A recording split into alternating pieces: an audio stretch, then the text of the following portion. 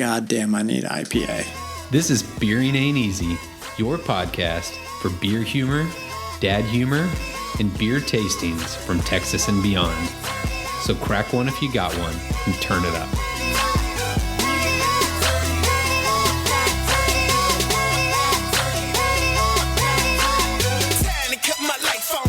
All right, everyone. Welcome to Beer and Ain't Easy, episode 40. Just another fantastic evening in the suburbs of Houston, Texas. That's right. That's right. Episode 40.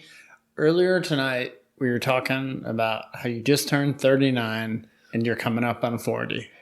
I'd rather not talk about that tonight. Thank you very much. We talked about how Drew was struggling to remember how old I am. And so the first thing to go is your memory. You know, I'm going to drink to forget. You know, I'm turning over a new leaf this week. I feel like been pretty critical all the time. It's just I'm going to bring some positive energy to the Beer and Ain't Easy show. About freaking time. I think when you and I get together, it's like not like you're Mr. like Sunshine over there. Mr. Sunshine. I am excited though. I know that by the time this episode actually releases, we will have already been to this event. But there's a pretty sweet event going on in the Houston area that we're going to be checking out called Houston Brewsology at the Houston Museum of Natural Science. Houston Brewsology. So this is an event where they have over 30 breweries going to the Houston Museum of Natural Science. They have 208 beers available for 4-ounce pours, which is pretty impressive for a friggin' science museum. Oh, yeah. So we get 30 pours? Yeah, so this is ridiculous. Like 30 4-ounce pours comes with your admission, which that's basically the science museum is saying, hey, we recognize you're going to get wasted and we're okay with that. Just don't touch the dinosaurs. I am going to exhaust all 30 of my pours, and my mission is to make sure that you do too. Drew's a little bit of a lightweight, so that might be a little bit of a struggle, but that is my objective for the evening. So let's do the math on that. 30 4-ounce pours is 10 12-ounce beers. That's a lot. Challenge accepted. So I have a story along these lines. When we lived in Las Vegas, my wife and I went on a date, and we were going to like a Kings of Leon concert, but I didn't really like read the fine print of what it was. It was a beer festival where Kings of Leon was like the headline show. You got like 30 or some stupid amount of pours. And then my wife is not much of a beer drinker. So you took a few of her pours? I took a few of hers. Yada, yada, yada. And it didn't end well. Let's just say it's not a date night that Jody was happy with. I feel like if you buy tickets and they give you that many pours, then it's expected that that's the kind of night it's going to be. Well, I think like when they do it, like what they're doing is they're basically saying it's all you can drink, but like just they're banking that we're not going to drink that many. Like they're thinking like, oh yeah, you can try what you want, but surely you're not going to use all 30. Yeah. They don't know us that well. I'm drinking nothing but stouts all night. Oh, God. You know, I'm going to be hitting every Pilsner they got on the menu just so I can walk out of that place.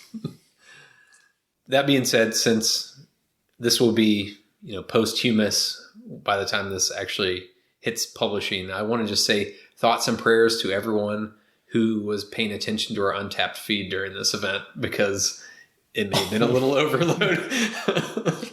The question is really, what are our wives going to do? Like, does Meredith have 30 4-ounce beers in her? I'm going to be honest. Like, Meredith can outdrink me. And if she was listening, she'd be like... ladies and gentlemen of the podcast, you heard it here first. Yeah, I'm the lightweight of the family. So speaking of Untapped, I noticed when we do our podcast episodes, Adam and I used to have this strategy where the night before the podcast, we would actually check in the beers that we drank. It could have been 2 weeks before, who knows when we did the episode. But I noticed that now you're no longer following that strategy. You're checking them in as you drink them. Why is that? I just couldn't leave the listeners at that level of suspense. And I know everyone's wanting to know what I'm drinking, when I'm drinking it. And so I chose to check it in right then and there. Let me tell something to the listeners here. So Adam, I noticed, because I do all the editing, I notice what his rankings are more than he does. I noticed that he would often check in his beers with a completely different ranking than he actually gave it on this show. And sometimes he would forget to check in the beer altogether. If Drew didn't tag me, it wasn't getting checked. That was like the only way I remembered is when I got a notification that you tagged me. I was like, oh shit, I gotta check it in. And then, I can barely remember what beer it was, let alone what I rated it.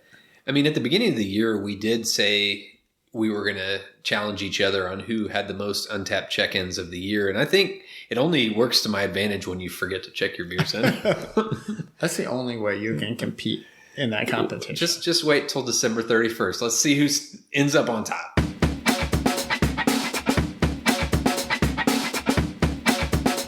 All right, Drew, what beer are we drinking today? All right, today we are drinking the Ennio Pils by New Magnolia Brewing. It's an Italian-style Pilsner, coming in at 5% ABV. And I'll say it's probably our last Pilsner of the summer on the show. I think we needed a send-off.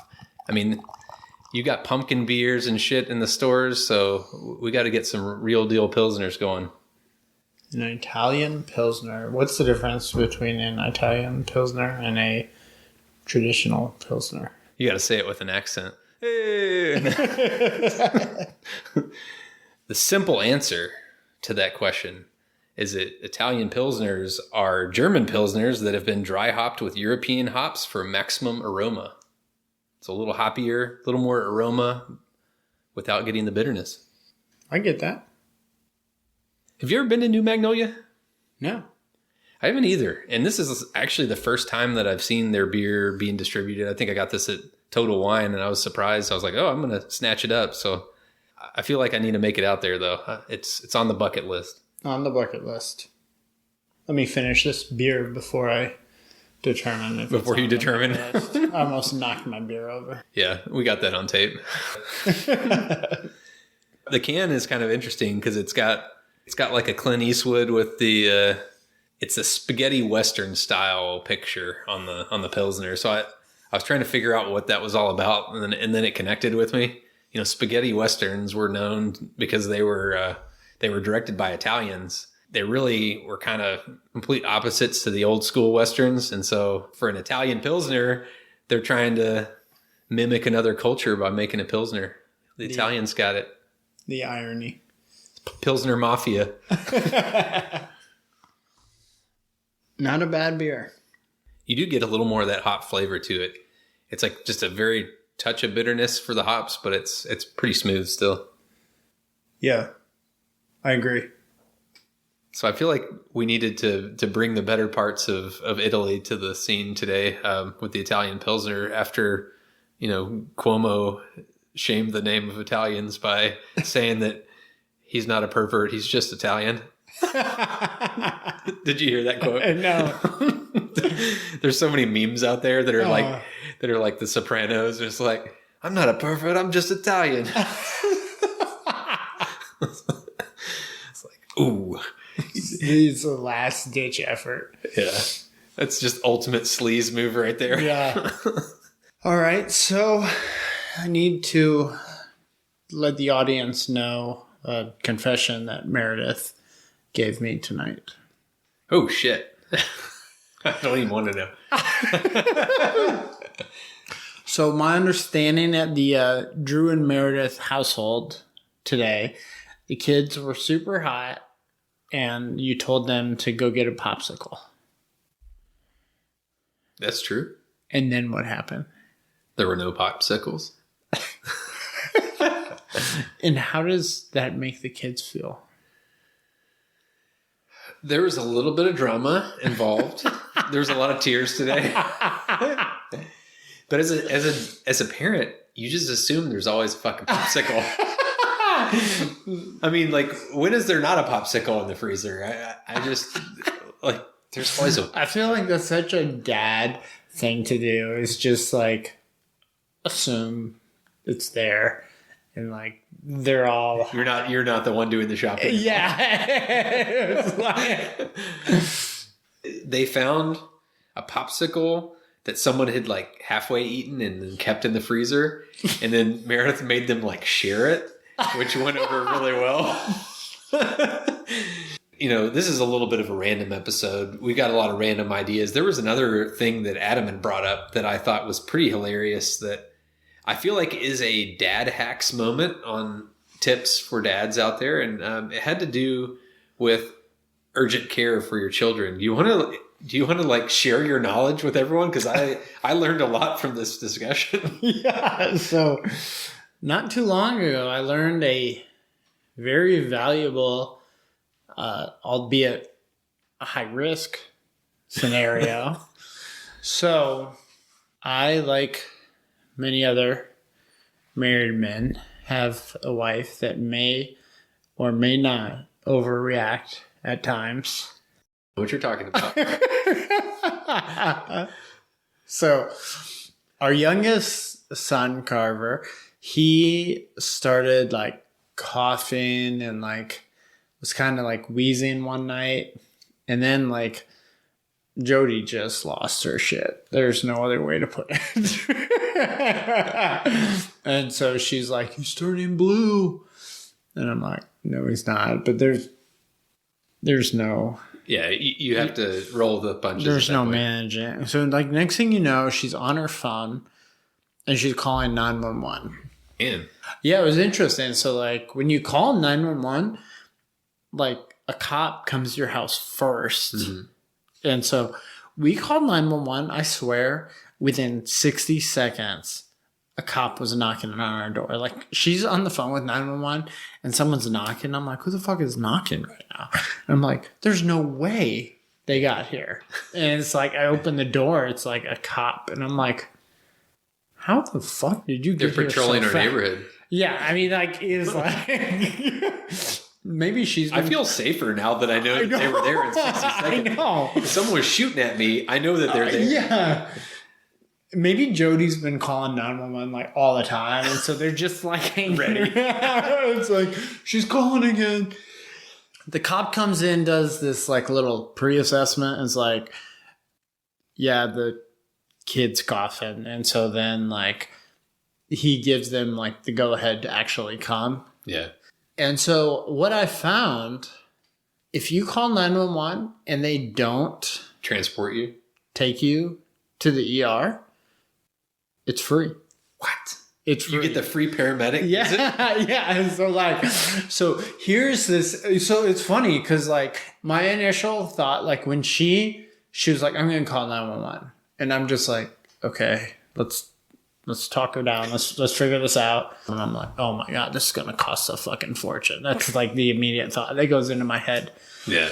And then one thing leads to another. Free 99. So like the risk reward scenario is like you can call 911. You can avoid the like $30 urgent care copay at the risk of having like a $5,000 medical benefit or medical bill. Just roll the dice. Yeah, it's like... I feel like that's the ultimate gamble move when you don't agree with what your spouse assessment is you're like, hey, don't worry. We'll let the paramedics decide. Oh, yeah. I was betting big on myself. So since then, we've called 911 about 5 times. Ladies and gentlemen, this has been a Dad Hacks moment. Yeah. From the official Beering Ain't Easy Dad Hacks moment. Yeah, all emergency responders are like cringing at this conversation. Oh, I know. It's like, don't let it out. The secret's out. So before we jump into our next topic, let's hear a word from our sponsor. Thrive Coffee is a nonprofit craft coffee roaster based out of Richmond, Virginia, who uses coffee to create careers and training opportunities for individuals with disabilities. Founded in 2019, Thrive Coffee's beans are locally roasted in small batches to ensure the highest quality, and they ship nationwide. And their 5 single origins are Colombia, Kenya, Sumatra, Honduras, and Brazil. In just 3 bags sold pays for 1 hour work for their differently abled employees. So it sounds like a Brazilian good reasons to check out their website at drinkthrive.org. And as an added bonus, Drink Thrive is giving our listeners a special promo code that gives you 15% off your first order. Just head over to drinkthrive.org and enter 3 beers at checkout. Again, that's drinkthrive.org, promo code 3 beers. So Shiner Bock, which is one of the staples of Texas, it's kind of like Blue Bonnets, Whataburger. It's basically defines Texas. Basically. So they have gone through a rebranding campaign, and they came out with a new ad that I want to play Adam so that we can both look at it and decide, do we think it will change? Will it change things for Shiner Bock? So all right. Let's play this bad boy. In Texas, there's only one way to say Shiner. Shiner.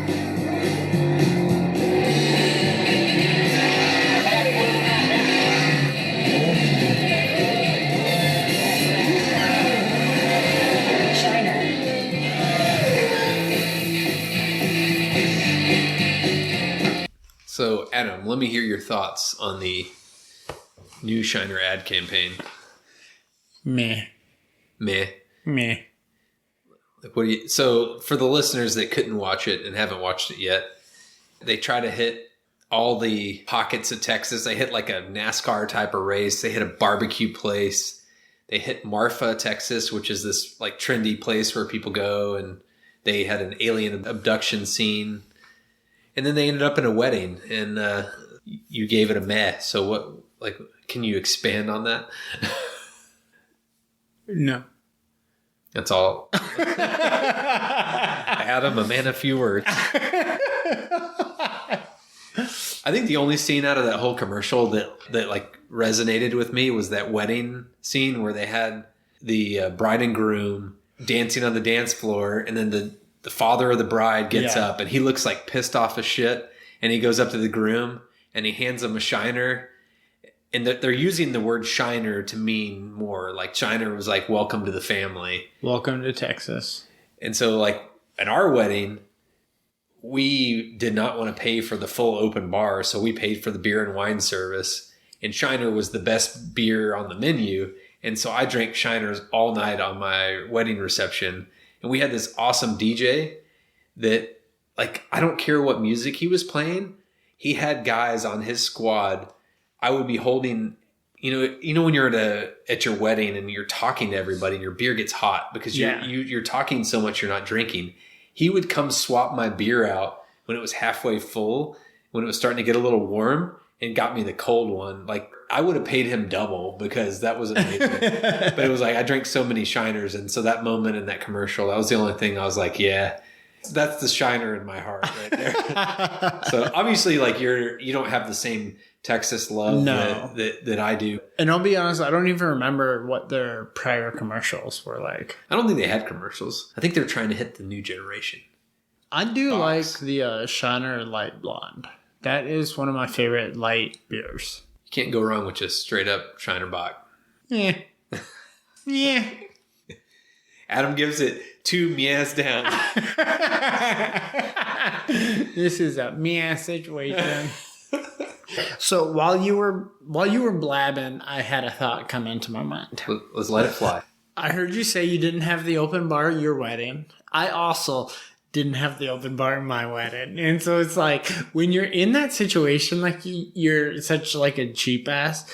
But like, now when I go to weddings, like any wedding that's not an open bar, I'm like, these cheap motherfuckers. I came to this wedding. It's like, I came to this wedding wanting to get shit faced, and these cheap asses don't have an open bar. Yeah, they got the cheapest wine on the menu. Oh yeah. And then Miller Lite and Bud Light.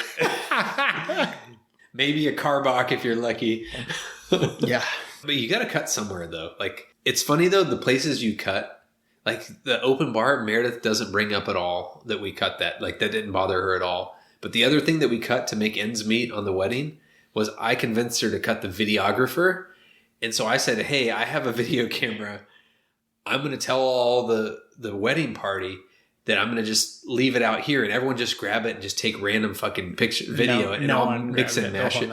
No one grabbed the video camera the whole night.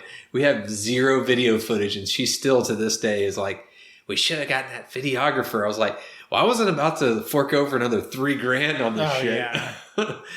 Cause like her parents were awesome. They paid for most of the wedding, but they had a budget, right? And once everything above that budget was me and Meredith. And so we paid for some things over that budget. And I was like, do we really need that videographer? Yeah, look, I got this camera idea. It's going to work. People are going to love it. Fucking cheap ass. Yeah. But in today's era, you probably wouldn't even need that because everyone would be like recording shit on their phone the whole night. So like you'd just have to like get on Instagram the next day. Yeah. And just put your iPhone on portrait mode. You don't even need a photographer anymore. Yeah. You know how many times I've regretted not having a videographer? None. Fucking none. I could care less. Well, chances are, like, you would have gotten the video in, like, a format that you couldn't even watch today. Yeah, it's VHS. Like, you would have had it in a VHS. Yeah. I'm not that old. I beg to differ. It would have at least been on a CD. It's on the DVD.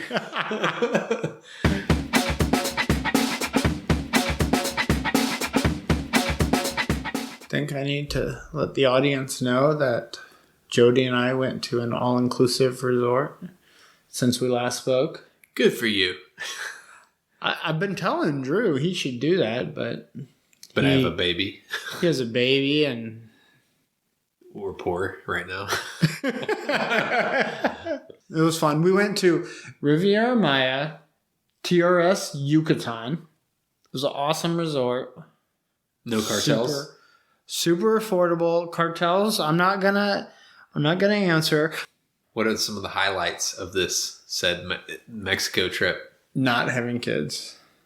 That's always the highlight. That's pretty much it. So it was interesting because like we didn't really like hit it hard like we did like our prior trip. Like the prior trip we were like at the swim up bar taking shots all day, all night. Yeah. But this one was more relaxed.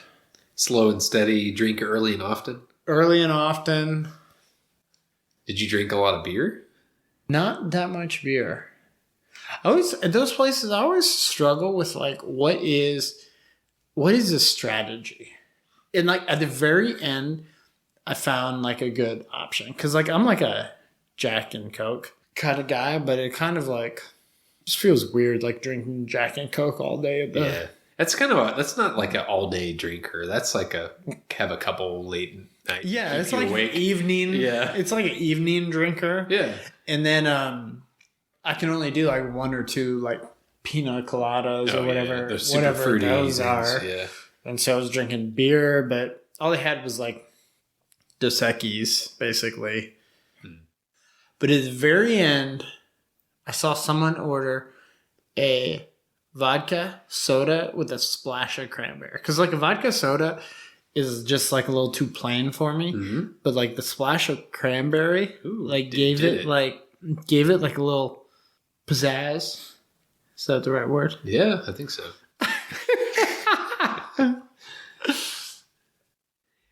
I'll go for the tropical fruity stuff for most of the day, but you can't do that and not wreck your stomach. But there was always, like, we went on our honeymoon to Belize, and there was a drink that they kept talking about. It was like the Panty Rippa, and it was basically rum with pineapple juice. Yeah. But they called it the Panty Ripper because, you know. But like, I like drinking those drinks until my stomach just gives out on me. Oh, I know. And then you're drinking light beer or something else. But yeah, I think it's tough to find that go-to that you can drink all day. The goal is to have that perfect buzz that just goes on for like 8 hours without you getting tired, but you just feel happy. I succeeded. I think there was one time that I got a little drunk, but Jody took the cake. So there was one dinner we had to leave prematurely. Were you kicked out, or was it just voluntary? I could see we weren't making it through dinner. So, like, we pulled the plug on dinner. Yeah. And then, like, we went into the lobby. 2 or 3 minutes went down. I was like, dude, I need a cart. And he was like, cart? We need one now. And it was like he had the drill. It was like they had like a reserve. They had like a backup driver ready for this situation. I was like, my wife's had a bit to drink. Like, we need to go now. So when you say a cart, is this like a golf cart that they're going to take you back to your place? Like, or do they have like, I'm imagining 4 dudes carrying a cart and Jody's like the princess, like riding in like the cushioned pillows. Drunk leave. All right, Adam, since you always ask me first, what do you think you're going to go with on the rating? And are there any other interesting tidbits you want to share about this beer? Tidbits? Any other tidbits you want to share? Yeah. Any nuggets of wisdom? I'm going with a 3.75. That's a pretty solid Pilsner rating there. It's a solid Pilsner. Yeah. I like this Pilsner. I do too. Quite a bit. I'm right there with you. I think the highest rated Pilsner that I've ever done is a 4.0. And so I think this is it's up there, not quite at that class, but 3.75. I'm right with you. I think it's definitely a buy again Pilsner. So yeah. They did it right. You know, when we did that Pilsner episode, some of the Pilsners would have kind of off flavors at the end of it. And I feel like this one, like it sticks with that same flavor profile. You get that hop profile, and I don't really get, you get the hop aftertaste a little bit, but it's not, I don't get anything funky in there. But now they distribute, they can make it onto the Beer and AZ podcast. Yeah. I think that was a primary factor in their decision to start distributing. It's like, we haven't been on one of their blind tastings yet. They only shop at HEB and Total Wine. Bullshit. They never get their ass out of the suburbs and go into the fucking brewery. Well, I think that's enough tidbits for today. Thanks for sharing your nuggets of wisdom. So this has been kind of a random episode, right? This has been my kind of episode. Yeah, if it was up to me, if I designed the structure of this podcast, we would never have an agenda. We would just shoot the shit all the time. It flowed well, though, because of that. Right? So, I mean, there's something to be said about just fucking going in with no agenda whatsoever. About time you see it my way. But speaking of agenda, we've got some We've got some really awesome things in store for our listeners coming up soon. We're talking about expanding the Beer and AZ team. We're talking about completely pivoting our whole focus for the next season of this podcast. We are talking about some big shit that you need to stay tuned for. Big shit. It sounds bad when you just call it big shit. But it's going to be really good. This podcast is taking a big shit. We've been taking really big shits for an entire year, but we're going to take an even bigger one for season 2. It's going to be really exciting. We're making some changes. We're bringing that heat. For the city of Houston. That's your teaser. Say no more. They've heard enough. And as always, check us out on crossthestreamsmedia.com, where you can find out all the different ways you can subscribe to our podcast, get all our social media handles, and also check out all the other awesome shows on the network. Thanks for listening, everyone. We'll see you all next time. This has been a Beering Ain't Easy production in Houston, Texas. Follow us on Facebook or Instagram. And if you want to see what we're drinking, our untapped handles are Beering Ain't Easy Adam and Beering Ain't Easy Drew.